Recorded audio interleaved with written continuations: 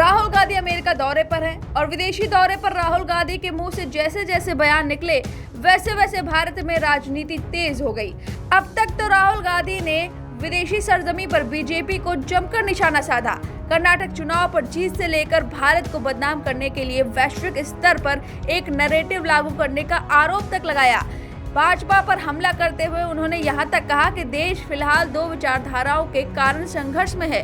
पहला कांग्रेस समर्थित और दूसरा भाजपा और आरएसएस समर्थित, जिसका पलटवार भाजपा की तरफ से लाजमी था।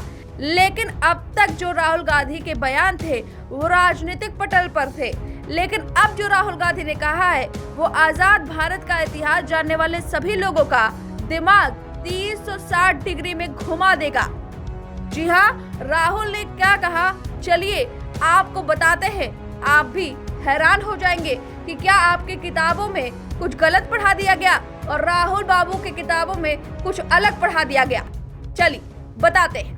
भाजपा की विचारधारा महात्मा गांधी की हत्या करने वाले नाथूराम गोडसे से मेल खाती है।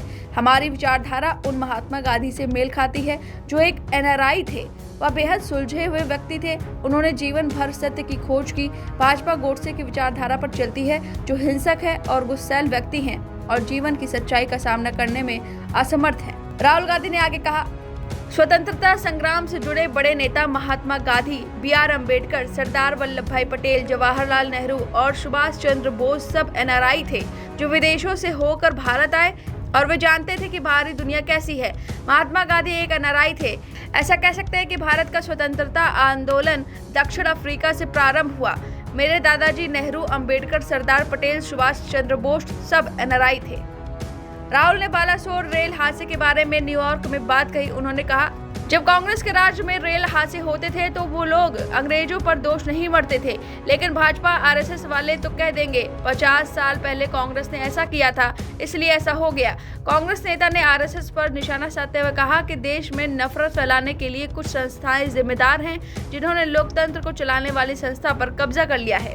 अब राहुल गांधी की किताब में महात्मा गांधी एक एनआरआई थे, नेहरू भी एक एनआरआई थे, अंबेडकर भी एक एनआरआई थे और सरदार पटेल भी एक एनआरआई थे, यहाँ तक कि सुभाष चंद्र बोस एनआरआई थे। अब ऐसा लगता है कि कहीं वो कह दे कि राहुल गांधी भी एनआरआई ही हैं, तो हैरत वाली बात नहीं होगी, या आगे चल के ये पता चले कि पूरा गांधी परिवार ही एनआरआई था, या आगे चल के ये भी कह दे कि वो भारतीय ही नहीं है, तो भी हैरत वाली बात नहीं होगी। अब इस खबर पर आपकी क्या राय है, हमें कमेंट करके जरूर बताएं। वीके न्यूज, राष्ट्र के नाम।